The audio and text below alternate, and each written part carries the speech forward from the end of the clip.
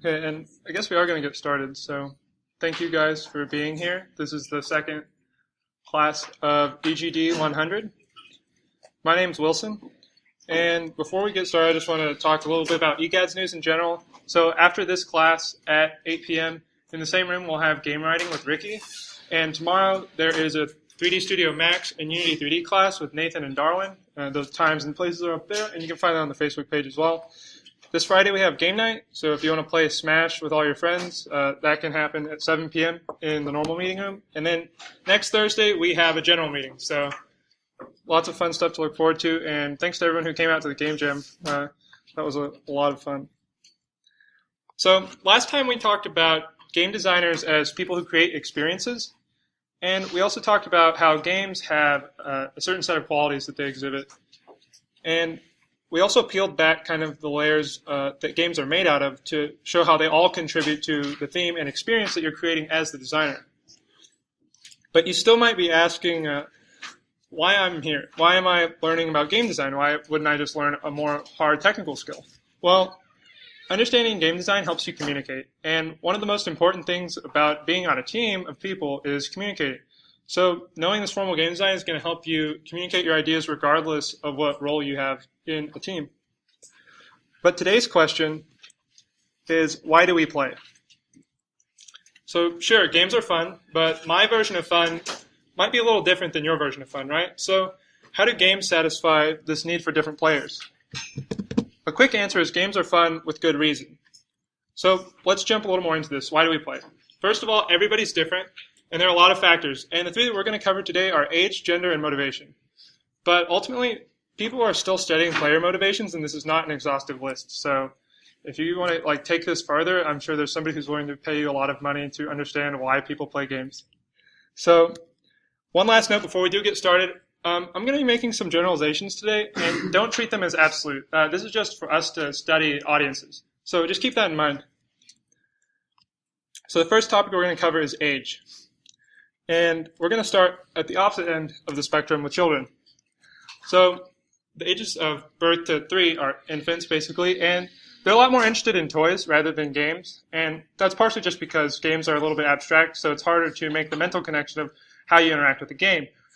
However, I do have a small addendum here. Tablets have really lowered this age barrier to entry. Does anyone have an idea why tablets might be more easy for people to interact with? Uh-huh. See the impact of your action on the tablet. So it's like you're getting a connection between certain hand motions and interactions within the game, and so they're able to think more abstractly. So there's that bridge, sensory bridge.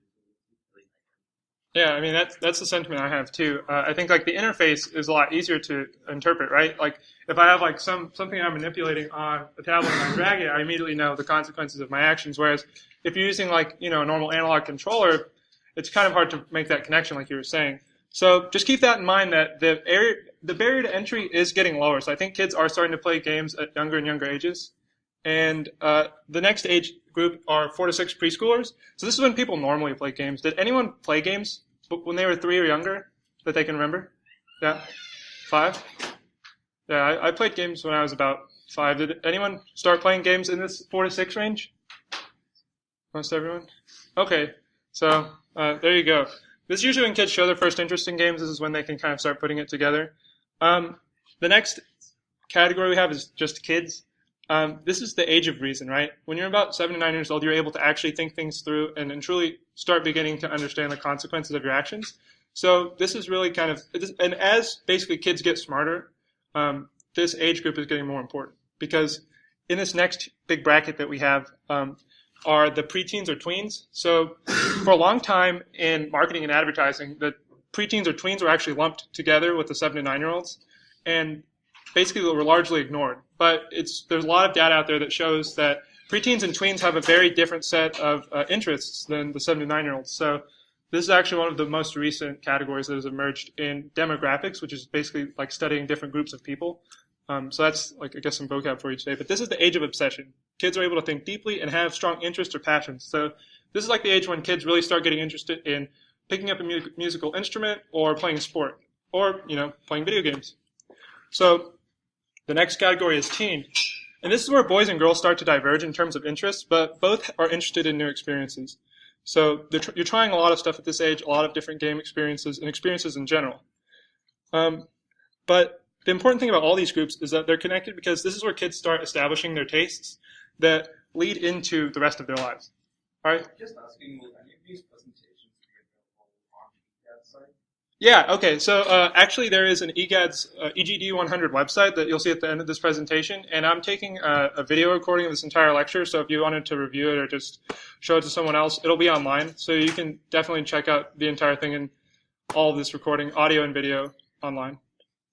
Additionally, I will put up a page on the EGAD website about where all the past websites are, but that'll happen in the next few days, and when that happens, I'll post it on the EGAD's Facebook group. So yeah, so even if you miss a class, you can definitely catch up online. So teens are one of the more interesting groups as well, just because this is where people are really trying out a lot of new things. Because young adult is the next category, and this is the first like adult grouping. And this is when you really start establishing your tastes. Like, we're all in that demographic for the most part, as far as I know. And, you know what kind of games you like and you know what kind of games you don't like. And in terms of all interests, you kind of have a very set way you like to live your life. That's not to say you don't go out and try new things, but I think you all have a good understanding of what you want to do in terms of, interaction. So the next and last kind of grouping we have here are adults and old folks. So there is a split between casual and hardcore gamers in general, but the split becomes a lot more apparent in the 20s and 30s range. This is when people start having families. There's a split between casual and hardcore in the sense that, if you have a family or starting a career, you may not have as much time to play games as you used to, so you're going to have more of a casual interest in games. And on the other hand, if you're unemployed and you don't have a job, but somehow you're subsisting, you might be playing games a lot. Or you're an MLG game player, so I don't know. 30s and 40s is the next category, and this is when people are full swing with their career and family. They're looking for opportunities to game with their families. Alternatively, they're looking for opportunities to game so they can avoid their families. So this is something to keep in mind here. The next group, and it's lumped as basically all people older than 50, and I think that as time goes on, this market will get stratified, and you'll see that there's like a 60 to 70 bracket, and I'm sure there are some studies that show more specifics, but for us, we can just call them the empty nesters. These are people who have a lot of time on their hands. Their kids have left the nest, and they have time to return to their old hobbies, maybe games or what have you. But basically, they tend to be interested in games with a social component in general. So think about MMOs or Farmville, Words with Friends. At any rate, these groups are recognized because basically there's a lot of transition in how you interact between these age groups. So if you imagine how you interact with games now versus how you did when you were a teen, I think, or a younger teen, it could be obvious that there is a difference, right? So there's just something to keep in mind, and age isn't everything when it comes to games, but it is helpful to understand the differences with how age groups interact. So we're going to switch gears now to gender. I want to take, this is a guy and a girl, okay? So let's take 5 things that you guys think that boys and girls like about games. So on this side, dang, picked the wrong one.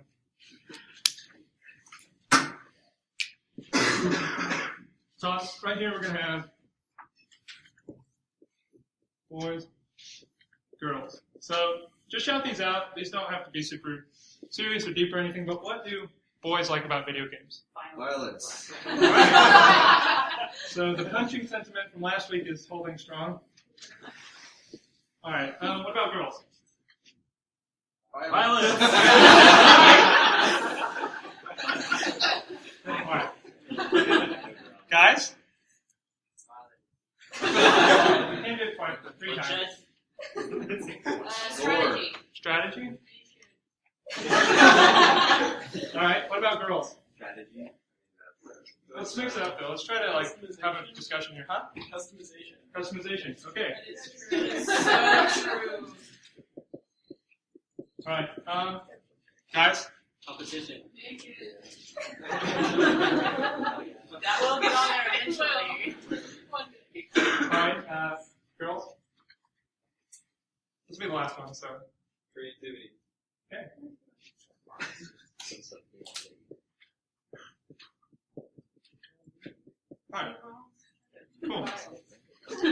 So naked's going to get omitted from the guy's side for now.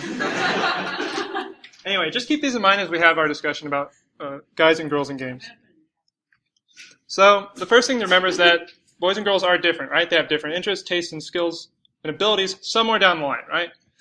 Raph Koster, he's the author behind A Theory of Fun, but he's also the creative director behind Star Wars Galaxies, basically has an argument that the core of playing and winning games appeals more to males because games are a mastery of abstract formal systems. So if that's the case, then games at their core are inherently more male. So he claims that attempts to change aesthetics to appeal to girls have failed. And I want to offer just one counterexample. There are a lot out there, I think. But you may not like this game, but I'll wager that this is an example that the mastery of an abstract system is intertwined with the aesthetic. Because, in my opinion, they actually are hard to separate, and they work together to create the full game experience. So this is a game where your goal is to become a famous celebrity, right? You move up the lists from D, C, and B finally all the way to the A-list celebrity. So it's a journey, and I want to just show you guys the trailer of this. I love your style.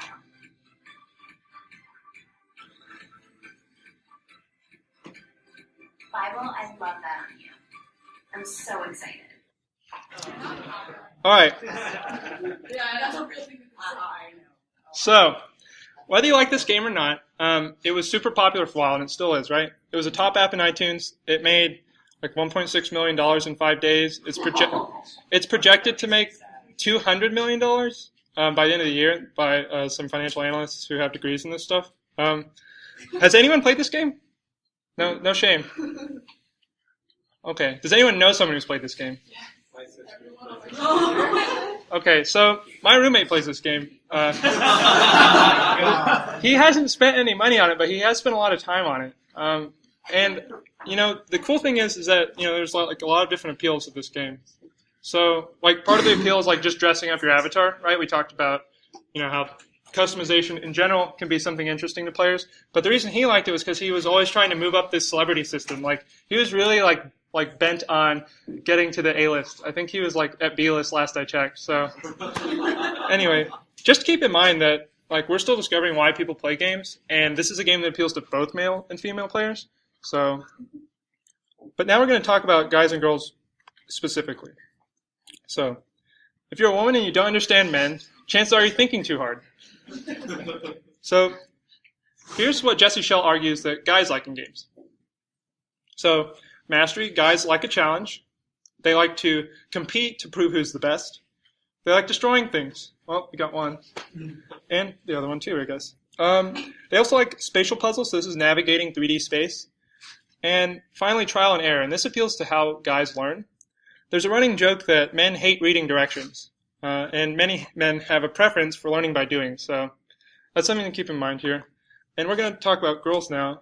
So, the great question that has never been answered, and which I have not yet been able to answer, despite my 30 years of research in the feminine soul, is, what does a woman want? This is a quote by Sigmund Freud. So, Okay, he is not. Yeah, I like change his whole piece. It's just I just wanted a quote, guys. So, here's what girls like in games, according to Jesse Schell. So, sometimes girls want rich emotional experiences, or something that has a connection to the real world. Nurturing is also another appealing aspect. Think about games like Harvest Moon. So, also dialogue and verbal puzzles, and it seems that women prefer a clear tutorial that informs them what the player is supposed to do rather than learning by example. So, how do you guys think these hold up? So they're generalizations, right? This is something that when you're looking at a really broad audience, it's important to kind of understand trends. So, and I think that before we go any farther, this isn't something that applies to everyone, right? And I think that these norms are changing all the time. So, how did we do? Custom. Creativity. Yeah. I'm curious to see the split, like say Little Inferno, where it's cute, but you're destroying things. So where does that lie? Yeah, that's interesting. Yeah. So I guess what I'm trying to say is it's kind of hard to get a dichotomy actually between what guys and girls want in games, but there is maybe something that you can glean off of how guys and girls interact. And that's something you'll have to do if you ever have a game that you're actually playtesting with people and you do want it to be gendered for some reason to understand these differences and maybe how they don't always hold up. But we're going to switch gears to motivation, and this is something a little more universal. So this is Marc LeBlanc. He is a game designer from Looking Glass Studios. He worked on Thief, System Shock, and some other stuff. And basically he came up with 8 basic reasons or game pleasures that people enjoy games through. So here they are. We're going to talk about them. But basically these are, people's motivation for playing games. And the first one is sensation. So this is actually like using your senses, seeing something beautiful, hearing music, or even imagining touching silk. The aesthetics wholly deliver this experience. The next is fantasy, and this is the joy of the imaginary world, and imagining yourself as something that you're not. So for these first 3 items, sensation, fantasy, and narrative, it's important to remember the magic circle that we talked about. Your perception of the world changes when you're in the game. The fourth one is challenge, or narrative. Wow. Sorry about that. So this could be a story, but it doesn't have to be, right? This is the unfolding of events as they occur. So, even a game like Candy Crush has a story or Tetris has a story, but it's not necessarily, a big dramatic narrative. It could be. So just keep that in mind that narrative isn't always, a deep cinematic experience. It could just be events that happen and could be more emergent than something that the designers had planned. The next is challenge. So this can be considered one of the core pleasures of gameplay, right? Since almost every game at its heart has some problem to be solved. Fellowship is another pleasure here, and it's a huge attraction for playing games. Friendship, cooperation, and community through playing games. I know a lot of people who play games only for this reason almost, and it's a really powerful one, so consider that when you're making a game, if there's a way that you can incorporate multiple players or just some sort of cooperation. So discovery is a really broad aspect, right? This is any time you seek and find something new in the game, exploring a world, or finding a new feature or strategy. This is another key game pleasure. So here's expression. So this is yourself being expressed through the game and also creating stuff, right? Dressing up your avatar, building your own levels or cities. So what kind of games come to mind here? Tony Hawk's Underground 2?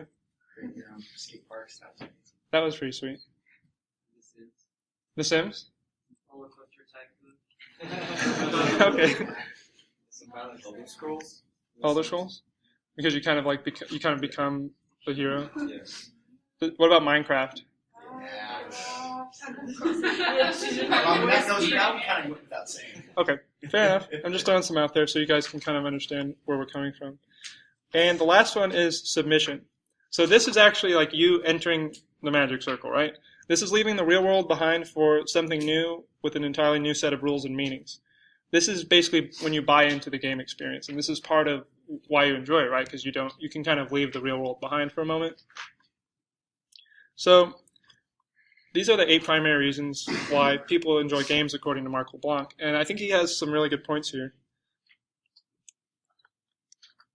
So this is Richard Bartle, and he's a writer and one of the pioneers of MMOs. He did MMOs back when they were text-based, and he kind of also throws out, in kind of in tandem with what Marc LeBlanc had to say, he throws out player types. So these are different types of players. And he puts them into 4 broad categories. So in the top left, you have killers. So these are people who like to interact with players and they like to act directly with the game. If you move over to the right, you've got achievers. And they're people who really like to act with the game too, but they're more interested in achieving the goals of the game. And this resonates with that challenge that we were talking about. But explorers, they want to know the breadth of the game. They want to interact with the world. Socializers are people who are interested in relationships with other people. And this kind of ties into that fellowship aspect that we were talking about. And if you notice, like killers don't really tap in exactly to any of those like 8 primary pleasures we talked about. They're, they want to compete with and defeat their friends, right? So that kind of goes a little more along the lines of competition and destruction rather than one of the, key pleasures that we identified. But one thing I want to make clear here is that people don't always fit into exactly one of these categories, right? Like this is kind of like, some personality tests maybe if you're familiar with those, but you kind of have like percentage of each one of these that you fill in more or less. So like I might really like to play League of Legends with my friends. So I'm a killer maybe because I like to try to beat them. I lose all the time, but I also might really like to like play Skyrim, and so I'm exploring that regard. So basically, it's just important to understand that even though there are all these different player types, players can fit into more than one of these categories, and they may have a stronger affinity for one or the other. So on top of all of those primary game pleasures that we talked about, I think there's some other reasons that people like games, and I'm not going to jump into all these, but I just want to talk about a few of them. And the first one is delight in another's misfortune. So I think we can all remember like some time when somebody got what was coming to them.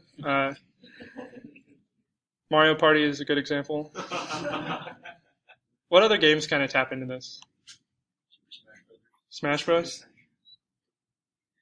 Anything else? Civilization. Yes. Oh God. Yes. Some griefers on WoW too. Want to like camp low places and whatnot. And then like some other guild comes in and just stomps them. Yeah. Okay. Cool. Anybody who camps. Yeah. So any spawn camper like immediately deserves this.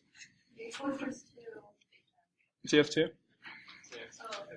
All first-person shooters that really kind of feel to it. Okay. So another is humor, right? Games can be funny. This is evidenced at the game jam this weekend. So I don't know if anyone was there. Is anyone from Solid Storm here? Yeah. Oh, dude. Do you guys want to pitch your game really quick? I don't want to put you on the spot here. Yeah, sure.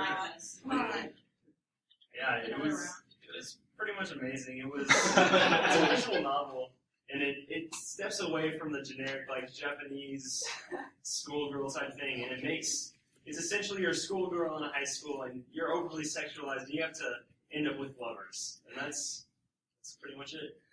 Yeah. And there's typical monsters. There's typical monsters. There's lots and lots of There was narrative. like one point everyone didn't see the machine gun tip. You need to see this. So they played with. So that game is actually available on the EGAD's website. So if you want to experience it in all of its glory, or start the trilogy or however you want to do it. So basically, like one of the ways to achieve humor is to have two things that interact and have basically differing outcomes from what the expected result is, right? So when you have like some kawaii visual novel and then you get Solid Storm's game out of that, it creates some humor and it plays with people's expectations. So that's something to keep in mind. Humor can do a lot in games. Like if you have a game like that, like maybe the gameplay isn't very complex, but if the humor is well done, people will play it. Purification. So this is kind of weird. What does this mean?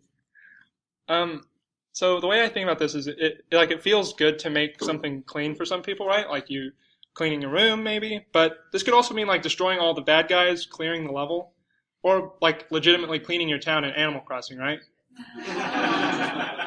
Are there any other examples of purification you guys want to throw out there? Dust Force. Dust Force? Okay, yeah, okay, perfect. Crap. Like the games where you make choices and it sends you to like the good side or the bad side, like the gauging of your choices. Oh, right, so you can kind of like reset, your good evil affiliation. Infamous. Yeah. There we go. Okay. Yeah, that definitely counts. Anything involving collectible. Any game with a mechanic collectibles. So this. Sometimes people will do it like all the collectibles just so that they leak it. Mhm. No incentive. Inventory management in any game. Okay. So this kind of spills over into like achievement hunters too, right? Like that purification of getting everything just right. This kind of goes into perfectionists, completionists, what have you. So that's another thing to consider. Maybe you can, by appealing to one of these, like just one of these simple joys, you can really create like a really interesting game. And the last one we're going to skip all the way to the bottom is wonder. So this is an overwhelming feeling of awe and amazement, right? Maybe think back to, well, I have a couple, but do you guys want to have some do you have some examples of just moments where like games are just like way too awesome to? There's a Tale of Two Sons. Oh yeah. The Stanley When Parable. I first got my first game I got it That was Final Fantasy 13, and the opening just like wowed me. It's like, oh my god, this is so cool. So Stanley Parable and the Final Fantasy 13 OP. Yes. Is that first Bioshock? Yeah. Oh, Yeah. So I guess let's jump into that. Like, why do you guys think that if people are comfortable talking about Bioshock 1, why was the first Bioshock so like full of wonder at the start? With like the atmosphere and the story, those two things. Like not so much the combat, but the atmosphere of like being underwater. Mhm. It's like scary type of environment. Right. So that was like achieved a lot through the aesthetics of the game. There was like I thought there was like some really amazing lighting too, right? Like right when you walk in. Yeah. You see the whale outside or whatever. Like, And it was a very unique. It's like a very unique story. Like it's nothing that's really been done before. Like the way that they told it, the way that it was kind of developed, was kind of very. Right. So execution is really important as well. So. Melanie? The time period that it alluded to is like an era of mysteries, and so when you go into that, there's this wonder of what's going to happen. There's this mysterious air around everything because of that time period that we all grow up with all the darkness and everything. Right, when you first when the little pod is taking you to Rapture, you hear all these great things about what Rapture is supposed to be, and you see outside the window, this huge city, but then you actually get into the city and you see that it's all broken down. So in a sense, you get this sense of wonder when you're like on the outside, but when you get in, you still have that sense of wonder, but you're also like kind of compelled with fear. Mm-hmm. So wonder can kind of like not only be like just really impressive, but it can also kind of make you a little suspenseful, right? So. Kind of what he was saying, like the fascination of the abomination, like the religious imagery and the words, like especially in Bioshock Infinite, Mm-hmm. and it's just like the dichotomy of like this beautiful, perfect world, and then knowing that it's like it's really not, and it's cool, Mm-hmm. Right. Yeah, I think that's still like a very relevant theme, like in our generation, right? Dystopian everything, right? That's why the Hunger Games are super popular right now too. So yeah, just keep these in mind when you're making a game. Maybe you can target one of them and shoot for that. And just remember that by playing with player expectations, you can achieve a lot too. So if you're working with tropes, maybe you can spin them to get something funny, or spin them to kind of create some tension for the player. So, more motivation. So, this is basically Maslow's hierarchy of needs. So, Abraham Maslow was a psychologist. I think in the 30s he was kind of popular and alive. And he wrote a paper titled A Theory of Human Motivation, and he proposed this hierarchy of human needs. So, the basic idea here is that people aren't going to pursue higher level needs until the lower level needs are met. So at the bottom, you have basically the most basic needs, like food, air, sleep. And, if someone's starving to death, that's going to take priority over feeling safe, right? Like you just need food. So it's interesting to think how this goes up, because after safety, you kind of have like belonging and love needs. This is basically your relationships with people. And above that, you have kind of your esteem, which is, your place in the world, the way you feel about yourself, and kind of your responsibilities that you have. And at the very top of the pyramid, and this is when all of the other needs have been met, you have self-actualization. This is basically when you are achieving your goals as a person, and this is also creativity. So creativity is also at the very top of this pyramid, and that's when you're able to express yourself. And that's something that you only can do once all of these other needs have been met to some degree. So, it's like, if I'm like a little hungry, I could still go, be creative and work on a game. But like if this need is really not being met and I'm super hungry, then maybe I won't want to work on a game because I have to find some food now. So this is something to keep in mind. And this kind of leads to the tips section of the class today. Working, in hand with the magic circle, think about what levels of needs your game is operating on. So of course, people step into the magic circle and they have kind of their new perception of the world, right? They're taking the role of their avatar in the game. So The Sims is a good example of this, right? Like, who's lost a Sims character to starvation? All right, so their ghosts are walking around somewhere. So manipulating these needs can kind of direct how your player interacts with the world, right? Like, if I don't feed my sim person, like, he's gonna die, and then I won't have him anymore. So I either am forced to feed him or lose the character. So the cool thing about this is that you can play with this in your own game, but you can also create your own hierarchy, right? Like by having player needs that they have to fulfill, you can kind of direct their play. So understand basically that you can have a hierarchical level of needs and player desires in your game. And this actually brings us to the too long didn't read version of the class. I guess I sped through my presentation today. But understanding design helps you communicate. That's the first thing we talked about. And players have a lot of different backgrounds from which they come, and it affects how they interact with games. Also, games motivate players because they fulfill a set of primary pleasures and joys. And ultimately, there's a hierarchical set of needs that impact what players care about in a game. And I want to leave you guys with a video. And I think it shows how there are a lot of ways to classify gamers.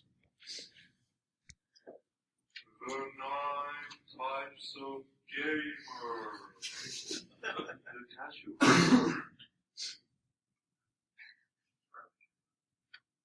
ultra casual.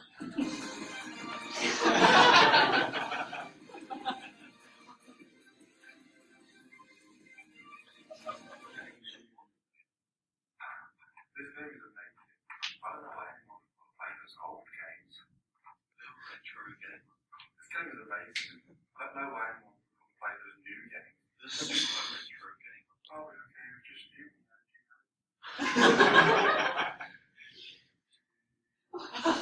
Elitist.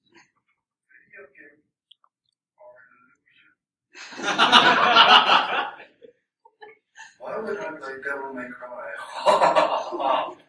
You should be playing Alice and I. The PC game. Our graphics are like real.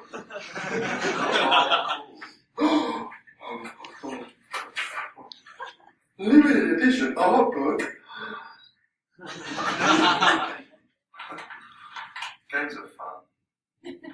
Thanks for watching. Make sure to subscribe and share. Oh boy. So basically, before we go to questions, I just want you guys to know that there are a lot of ways to classify gamers, and sometimes they're effective, sometimes they're not. But I think that it is important to understand what kind of player plays your game. So regardless of, what all thousands of player types you could make out there are, understand what type of person plays your game. And a lot of times that's a person like you. So take some time to think about why you play games, and I think that'll be a really helpful exercise. Are there any questions? And if you guys want to chat about something, that's all I have for the day. So, The visual novel. do you guys want to? You guys want to play the visual novel? Okay. Okay. So disclaimer. There is some. I don't know. It's rated T for teen. But next time we will be getting into something a little more substantial. We'll be talking about prototypes, and we'll be having our first optional assignment. So this will be a great exercise for you guys to actually start getting your feet wet in one way or the other. And just remember that this class is designed for you not to have any experience beforehand. So the prototypes we'll be making will have kind of a range of possibilities. So I'm going to allow you guys, and we're going to work together to create something that is not, super intense.